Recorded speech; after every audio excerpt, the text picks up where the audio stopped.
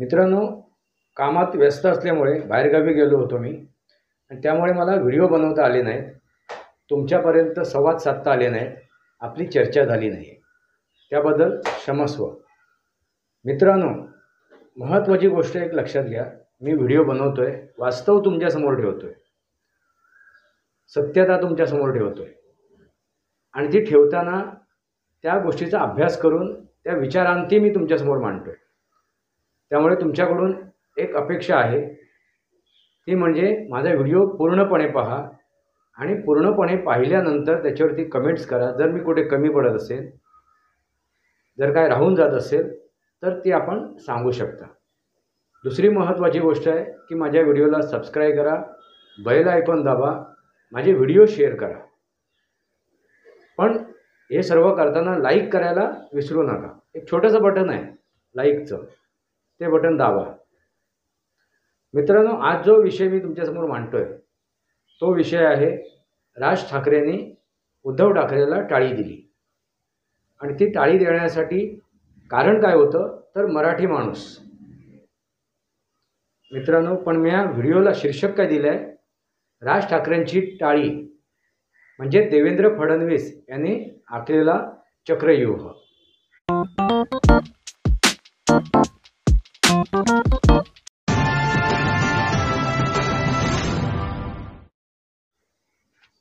नमस्कार मित्रांनो, वास्तवावर बोलू काहीतरी या शृंखलेमध्ये पुन्हा एकदा आपलं स्वागत. मी आपला मित्र राजेश वासंती साबाजी केळुसकर.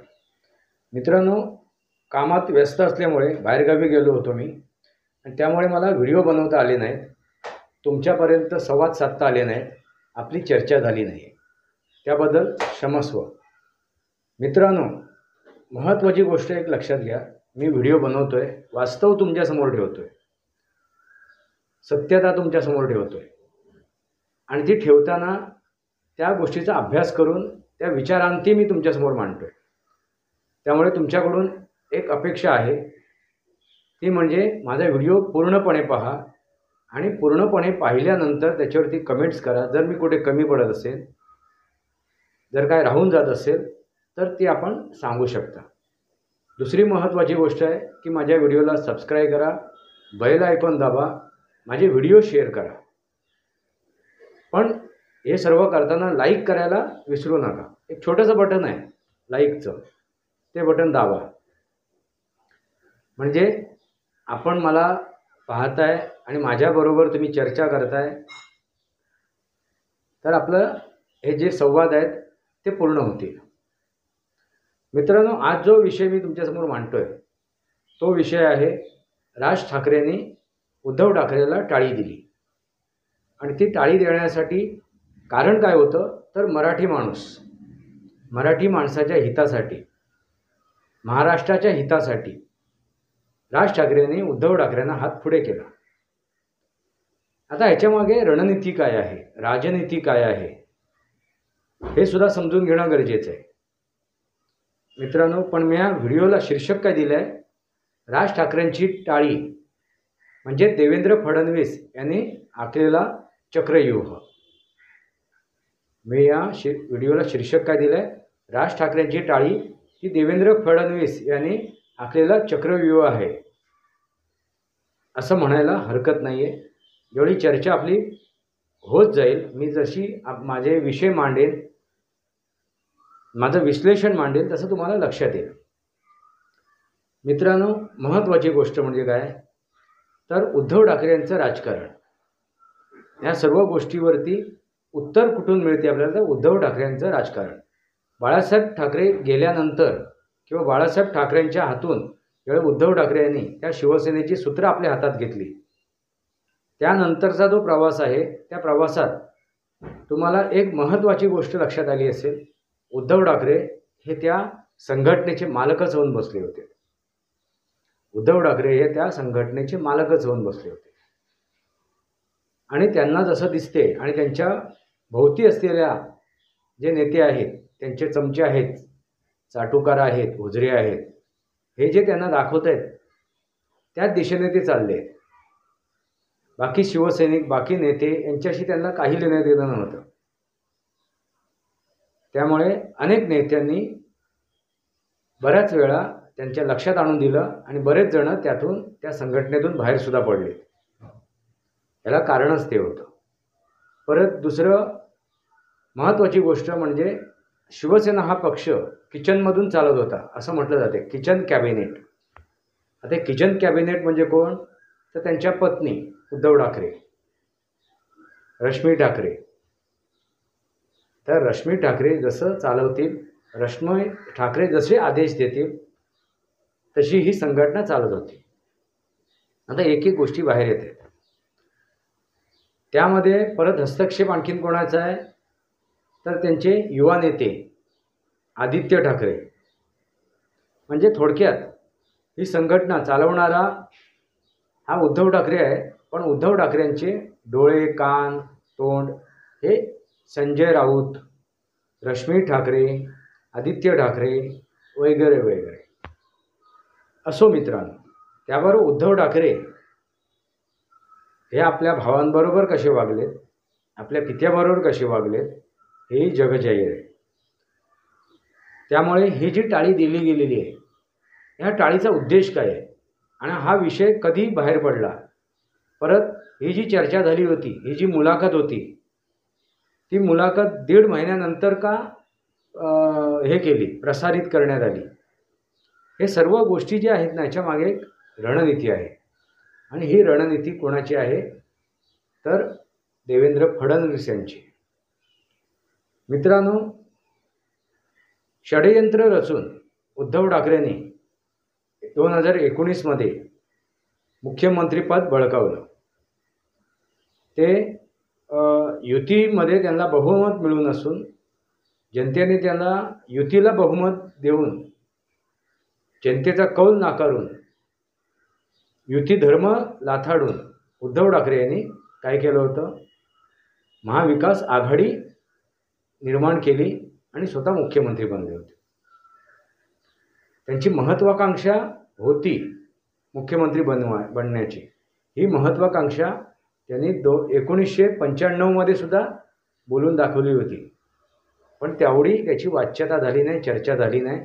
ज्यावेळी मनोहर जोशी मुख्यमंत्री बनले तेव्हा, ज्यावेळी नारायण राणे मुख्यमंत्री बनले त्यावेळी त्यांची ती इच्छा होती त्या युतीचा मुख्यमंत्री बनण्याचा.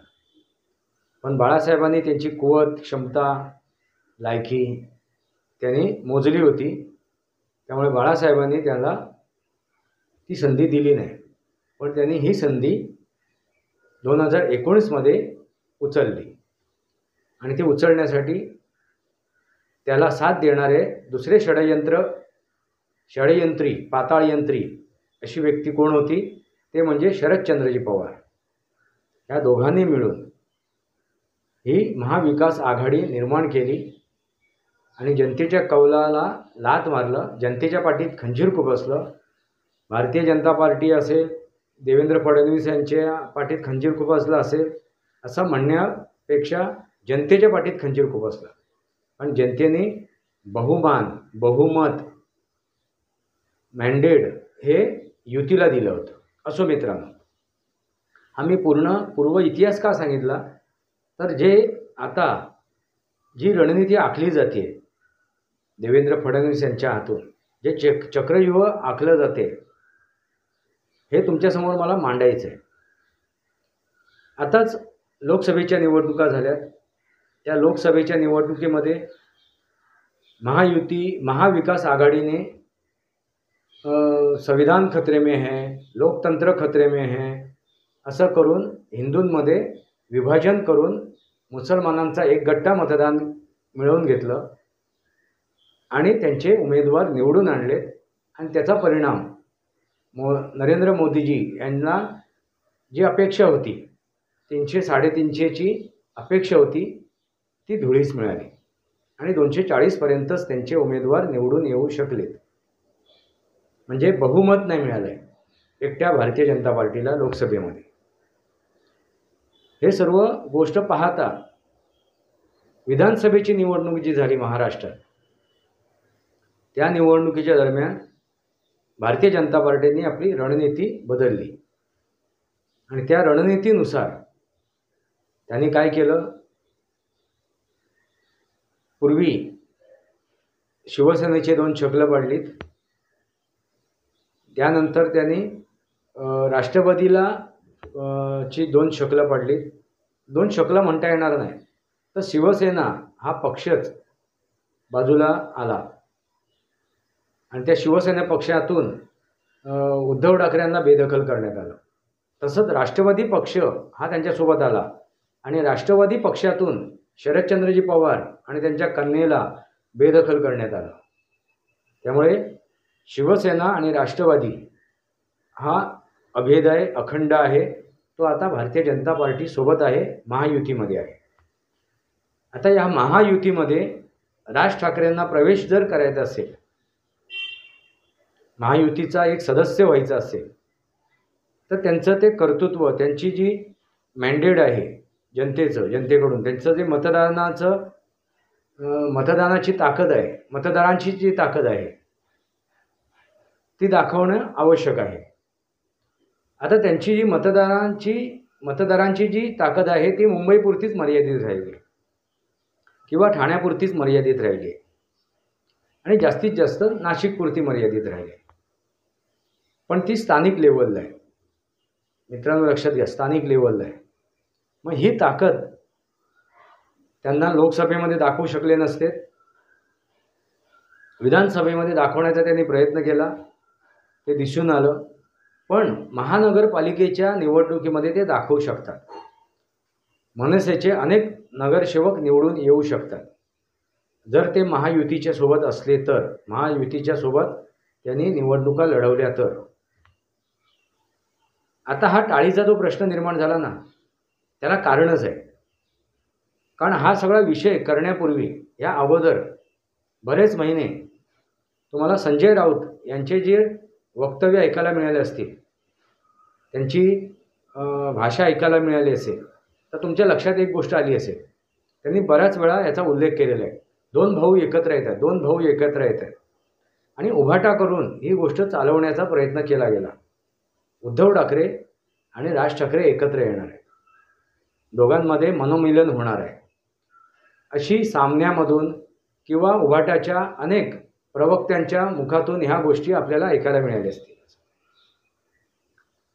आता ह्या सर्व गोष्टीवरती आता उद्धव ठाकरे यांना कसं काय उघडं नागडं करणं हे महत्त्वाचं होतं. कारण सतत तो विषय चालवला जात होता. भारतीय जनता पार्टीला रोखण्यासाठी, शिवसेनेला रोखण्यासाठी, राष्ट्रवादीला रोखण्यासाठी, म्हणजे जे महायुतीला रोखण्यासाठी आता 2 भावांना एकत्र येणं आवश्यक आहे.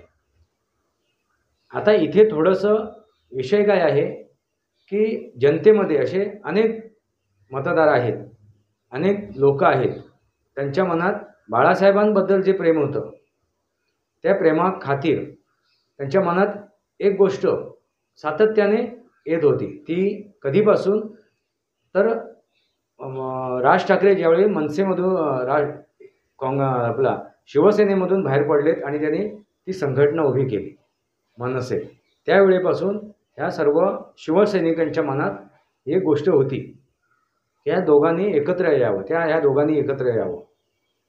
ही तेव्हापासूनची एक त्यांची इच्छा आहे, राज ठाकरे आणि उद्धव ठाकरे एकत्र यावे. पण ही गोष्ट असाध्य आहे, ही न होणे आहे. हे राज ठाकरेलाही माहिती आहे, हे उद्धव ठाकरेला माहिती आहे. कारण का, उद्धव ठाकरेंमुळेच राज ठाकरे हे शिवसेनेमधून बाहेर पडले आणि त्यांनी आपली संघटना उभी केली आहे आणि ती संघटना उभी करण्यासाठी त्यांनी आपलं सर्वस्व पणाला लावलेलं आहे. असं झाल्यानंतर एका स्टेजला आल्यानंतर परत मागे जाणं हा मूर्खपणाचं लक्षण होणार आहे. आता मागे यायचं आणि उद्धव ठाकरे यांच्यासोबत चालायचं म्हणजे पायावरती धोंडा मारून घेणं हा राज ठाकरेंच्या पूर्ण लक्षात आहे. पण आता हा जो काय प्रकार चालवला होता ह्यांनी, संजय राऊतांनी, की 2 भाऊ एकत्र येतात, 2 भाऊ एकत्र येत आहेत, किंवा त्यांच्या ज्या प्रवक्त्यांनी, त्याच्यावरती कुठेतरी आता तो विषय थांबणं गरजेचं आहे, ती चर्चा थांबणं गरजेचं आहे. आणि चर्चा थांबवण्यासाठी हे काय, ही रणनीती आखलेली, हे चक्रव्यूह आखलेलं आहे. कारण 1.5 महिन्यापूर्वीची जी मुलाखत आहे ती आता काय केली, प्रसारित केली. आता ती जनतेसमोर आणली. आता तिच्यावरती चर्चा केली जाते. आणि त्या दरम्यान राज ठाकरेंनी आता काय सांगितलं की क्षुल्लक आमचे वाद होते, विवाद होते, त्याच्यानुसार एवढं मोठं काय भांडण नव्हतं, त्यामुळे एकत्र येऊ शकतो मराठी माणसांच्या हितासाठी, महाराष्ट्राच्या हितासाठी. पण राज ठाकरेंनी कोणतीही अट ठेवली नाही. महत्त्वाची गोष्ट, राज ठाकरेंनी कोणतीही अट ठेवली नाही, बिनशर्त. आणि उद्धव ठाकरे यांच्या भाषेत बिनशर्त त्यांनी पाठिंबा दिला. आणि त्यानंतर राज ठाकरेंना माहिती आहे की उद्धव ठाकरे हे काय बोलणार, काय बरळणार, त्यांचे प्रवक्ते काय बोलणार, काय बरळणार, संजय राऊत काय बरळणार, काय बोलणार, हे त्यांना माहिती होतं. आणि त्यानुसार उद्धव ठाकरेने आपल्या काय म्हणतात त्याला, विचारानुसार, आपल्या कुवतीनुसार अटीतटी ठेवल्या. छत्रपती शिवाजी महाराजांची शपथ घ्या आणि भारतीय जनता पार्टीबरोबर जाणार नाही, शिवसेनेबरोबर जाणार नाही, गद्दारांसोबत जाणार नाही, अमुक गोष्ट करणार नाही, जेवणावळ करणार नाही, भेटीगाठी घेणार नाही, अशा अनेक शर्ता ठेवल्या. कारण का, कारण त्यांनाही त्यांच्यासोबत जायचं नाही आहे.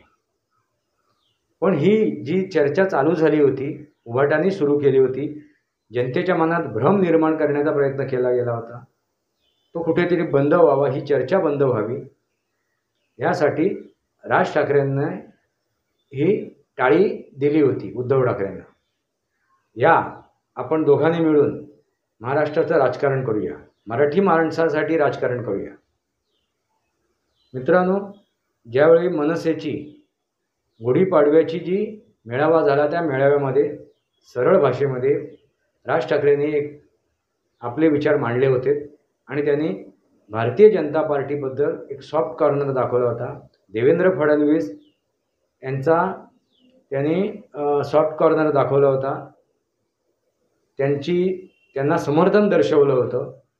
त्यानंतर एक गोष्ट साफ होती की कुठेतरी ह्या निवडणुकीमध्ये, येणाऱ्या महानगरपालिकेच्या निवडणुकीमध्ये ते महायुतीमध्ये सामील होतील. आता इथे महायुतीमध्ये सामील होण्यासाठी इथे भारतीय जनता पार्टी, शिवसेना आणि मनसे असे 3 पक्ष असतील. कारण राष्ट्रवादीला मुंबईमध्ये, ठाण्यामध्ये किंवा नाशिकमध्ये तेवढा प्रभाव त्यांचा नाही आहे. त्यामुळे ह्या 3 ठिकाणी तरी मनसेचा प्रभाव आहे. त्या प्रभावाचा उपयोग मनसेलाही होईल, भारतीय जनता पार्टीला सुद्धा होईल आणि शिवसेनेला सुद्धा होईल. आणि चांगल्या प्रकारे ते ही निवडणूक लढवून अनेक तिन्ही पक्षाचे नगरसेवक निवडून येऊ शकतात आणि ह्या महायुतीचं सरकार येऊ शकते महानगरपालिकेमध्ये. ठाणा महानगरपालिका, मुंबई महानगरपालिका आणि नाशिक महानगरपालिका. मित्रांनो, लक्षात आला का? आता हा जो विषय, मराठी माणसाचा जो विषय आणण्याचा प्रयत्न केला आहे, मराठी माणसांना साधण्याचा प्रयत्न केला आहे, तो मनसेच्या स्वरूपात मांडलेला आहे. त्यामुळे आता बऱ्याच ठिकाणी तुम्हाला मनसे मराठी भाषिकांबरोबर काय साधतायत, संवाद साधतायत, विविध प्रकारे, विविध तऱ्हेने. की आम्ही मराठी माणसाचे कोण आहोत, समर्थक आहोत. आणि हा मराठी माणूस जो उभाटाच्या बाजूने आहे, जो शिंदेंना मानत नाही किंवा भारतीय जनता पार्टीला मानत नाही, असा जो मराठी माणूस आहे, जो मराठी माणूस काय मनाविरुद्ध उभाटासोबत गेला आहे. कारण त्यांना भारतीय जनता पार्टीला समर्थन नाही करायचं आहे, त्यांना एकनाथ शिंदे यांना समर्थन नाही करायचं आहे. मग काय करायचं? तर एकतर मतदान करायचं नाही किंवा उभाटावर जायचं. पण आता एक जर पर्याय निर्माण झाला महाराष्ट्र नवनिर्माण सेनेचा, तर तो महाराष्ट्र नवनिर्माण सेनेला मतदान करेल. जो मराठी माणूस बाळासाहेबांना मानतो, त्या शिवसेनेला मानत होता, पण भारतीय जनता पार्टीला मानत नव्हता किंवा एकनाथ शिंदेंना मानत नाही आहे, असा जो मतदार आहे तो यांच्यासोबत येऊ शकतो, मनसेसोबत. आणि ही जर युती झाली तर तो जर मतदार आला तर उभाटाची धुळधाण होईल, हे नक्की आहे. मित्रांनो, लक्षात आलं का?